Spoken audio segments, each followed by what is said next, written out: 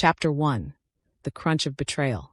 Richard Holloway's hands tightened on the steering wheel as his SUV fishtailed slightly on the gravel of Maple Ridge Road. The familiar crunch of dirt beneath his tires felt wrong. Harsher, hollow, as if the earth itself were protesting. He'd been gone only a month, a last-minute consulting job in Singapore to keep the farm afloat. But as he rounded the final bend, his breath caught.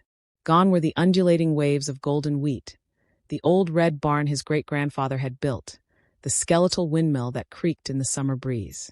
In their place stood a 3-story concrete monolith, its glass windows reflecting the October sun like a predator's unblinking stare.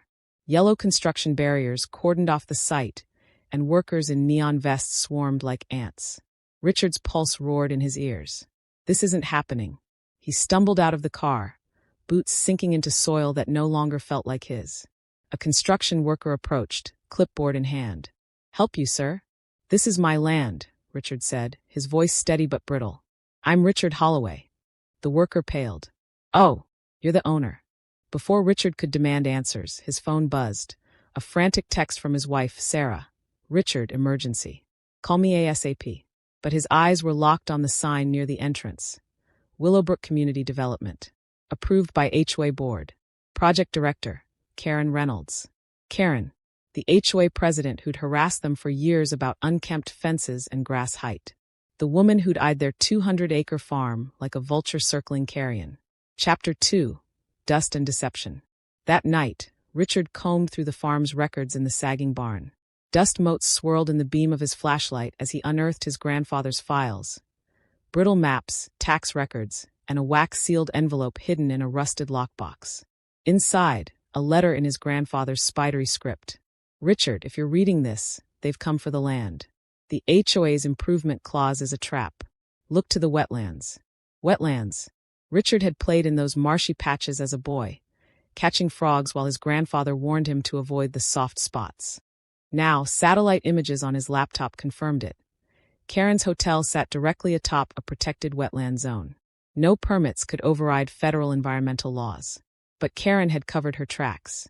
Zoning records showed forged signatures, backdated approvals, and a shady community improvement loophole that let the HOA seize neglected properties.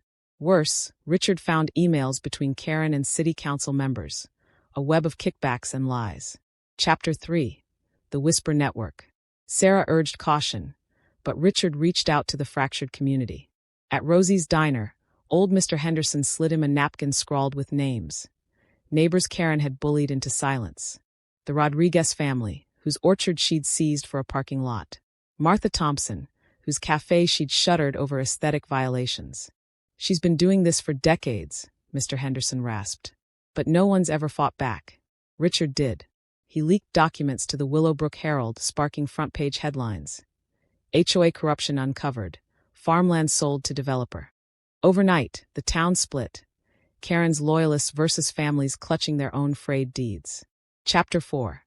The Storm in Court. The courtroom crackled with tension on the day of the injunction hearing.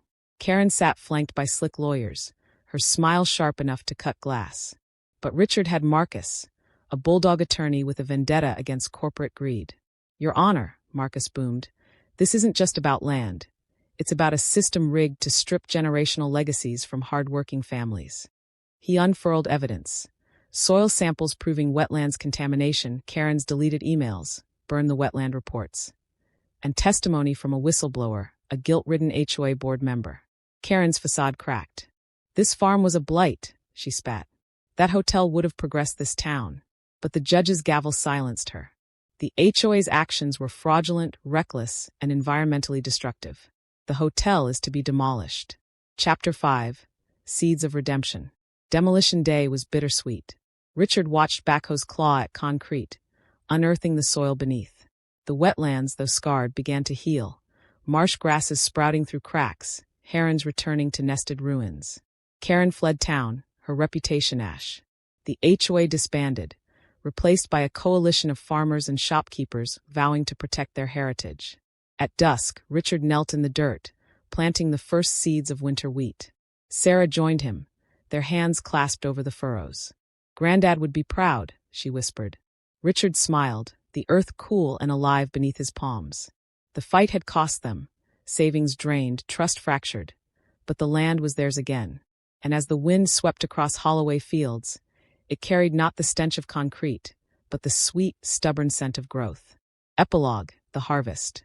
5 years later, the Holloway farm thrives as a cooperative, part organic wheat field, part wildlife sanctuary.